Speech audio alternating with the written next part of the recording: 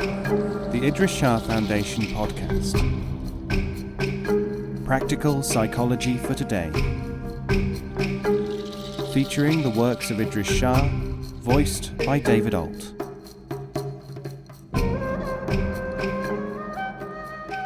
Welcome to the Idries Shah Foundation podcast. In this edition of the podcast, we present excerpts from Thinkers of the East by Idries Shah. This audio has been made available by the Idries Shah Foundation. Astrology. A certain respected thinker and teacher had written a book on astrology. Some people said that he must be a magician or insane. Others believed that this action had shown that there was truth in astrology. Ultimately, a dervish who had travelled many miles to see the sage asked him about the problem, saying, "Surely astrological work is inconsistent with the path of the wise and the work of the elect." The sage answered, "I make absolutely sure that all my pupils study my book on astrology. In this way they are able to understand that astrology does not work. When they are completely skilled in the art, I make them interpret horoscopes. These we compare, and we always find such discrepancies in interpretation, when properly tested, that it becomes self-evident that the system is useful only for imaginings." The visitor said, "Could you not simply tell them that astrology is not a true science, as others do?" "Firstly," said the sage, "if the telling had been effective when done by others, who would still believe in astrology? When did telling equal understanding? Secondly, when you have thoroughly investigated one superstition, you are unlikely to be able to sustain or adopt another." "So it is not astrology in particular which you seek to dispose of?" "No. Astrology is one of the easiest absurdities to study, because its practitioners have allowed themselves to be pinned down to rules." I'll make you remember. One day, Latif the Thief ambushed the commander of the royal guard, captured him, and took him to a cave. "I'm going to say something that no matter how much you try, you'll be unable to forget," he told the infuriated officer. Latif made his prisoner take off all his clothes. Then he tied him, facing backwards, on a donkey. "You may be able to make a fool of me," screamed the soldier, "but you'll never make me think of something if I want to keep it out of my mind." "You have not yet heard the phrase which I want you to remember," said Latif. "I'm turning you loose now for the donkey to take back to town. And the phrase is, 'I'll catch and kill Latif the Thief if it takes me the rest of my life.'"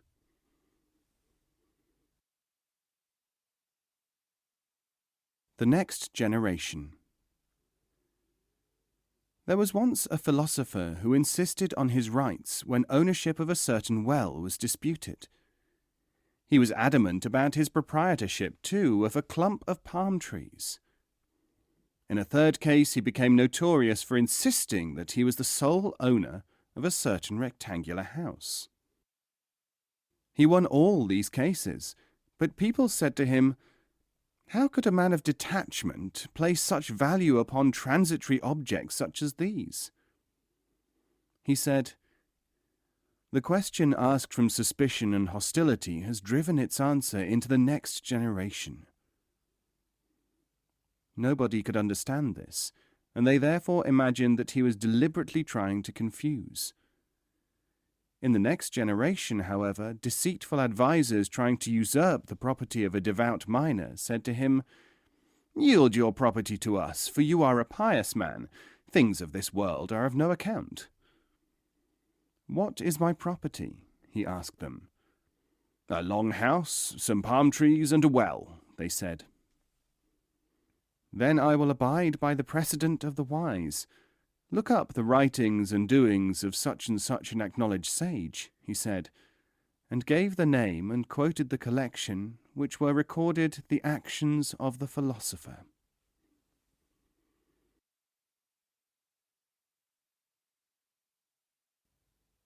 If he looks good, he is good.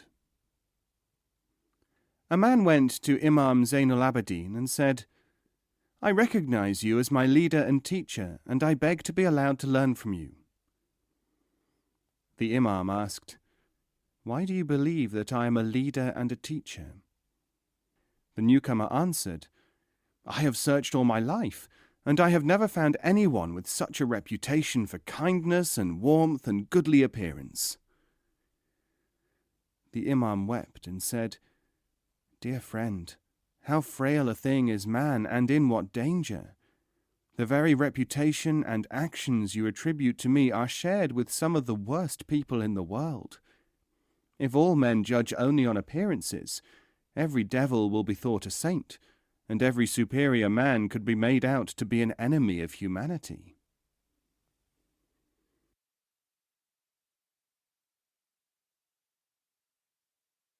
Ruling and ruled. A dervish was asked, "Which is better, to be a ruler or to be ruled?" He said, "To be ruled. The person being ruled is constantly informed by the ruler that he is wrong, whether he is or not. This gives him a chance to improve by studying himself, for sometimes he is indeed wrong. The administrator, however, almost always imagines that he himself or his regulations are right, so he has little opportunity to examine his behavior. That is why the ruled eventually become rulers, and rulers fall to the status of the ruled." He was asked, "Then what is the purpose of the promotion of the ruled and the downfall of the ruler, just repeated again and again?" He said, "So that rulers may learn what ruling really entails, and the ruled may learn how good, as well as how bad, they really are." "But," said the questioner, "how can a man have a chance to benefit from this if it takes generations for the ruler to become the ruled, and the ruled the ruler?" "It does not take generations. It happens many times in every man and woman's life. The development which you see throughout the generations is simply an illustration of this."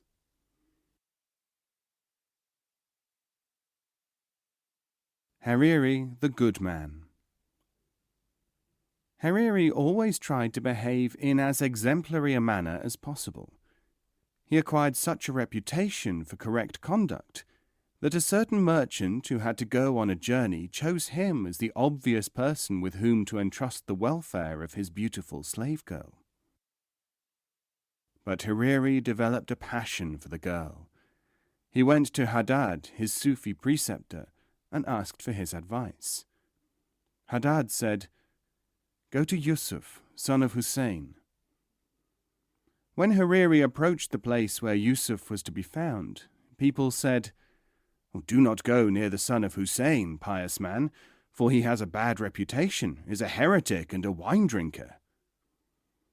Not believing this, Hariri arrived at Yusuf's door, where he saw, sure enough, Yusuf was sitting with a young boy and a flask of wine.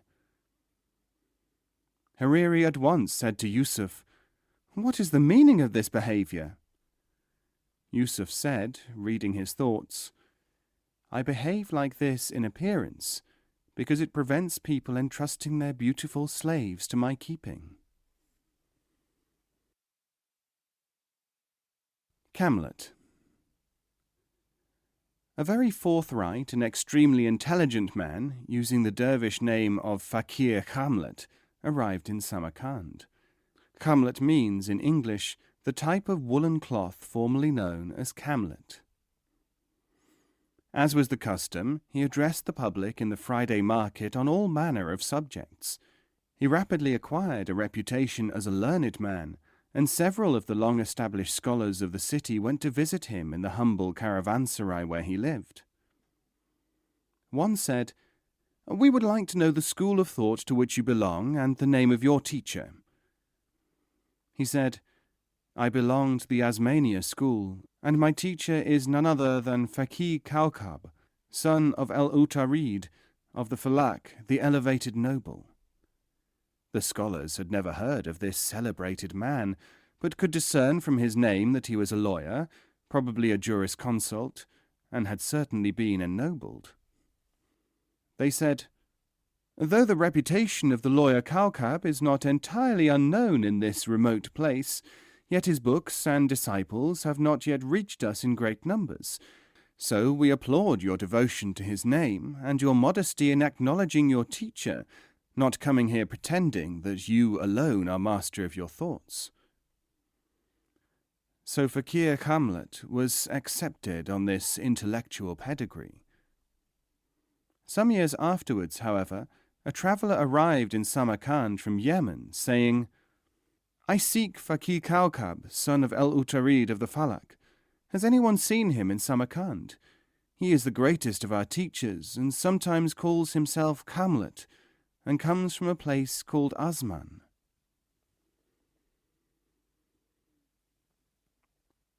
Respect. El-Amudi allowed the kitchen boy to receive his guests. The water pots in the guest house were often empty. When distinguished visitors came to the house, the sage seldom talked to them on any serious subject at first. Once, he had all the robes worn by a group of prominent clerics sprayed with muddy water. Some showed a taste for this conduct, and El-Amudi used to send such people away as soon as possible.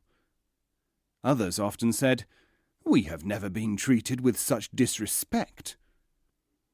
El-Amudi used to say to such people, "You failed to inform me that you came for respect. I have never offered it, since I have been too deeply occupied in offering knowledge. Respect, you will have to learn, is available from every shopkeeper and everyone who has expectations from you."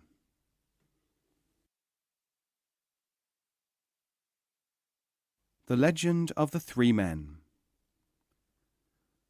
Once upon a time there were 3 men who went on a journey together. They came upon a small coin by the roadside. As they had no other money, each started to argue with the others as to what they should buy with it. The first man said, "I want something sweet to eat." "No," said the second, "I want several sweet things to eat." "No," said the third, "I want something to quench my thirst."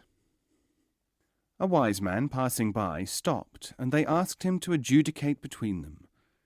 "Choose," they said, "which of us should have his desire."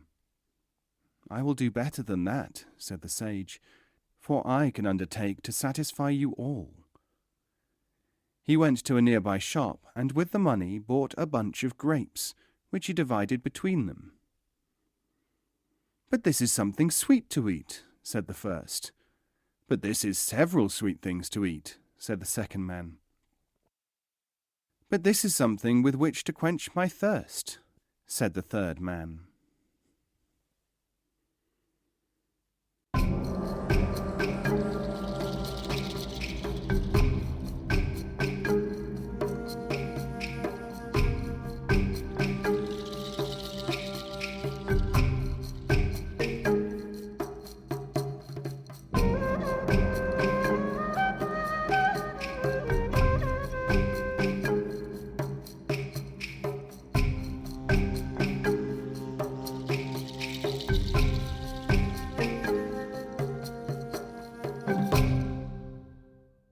This podcast is copyright 2016, the Idries Shah Foundation.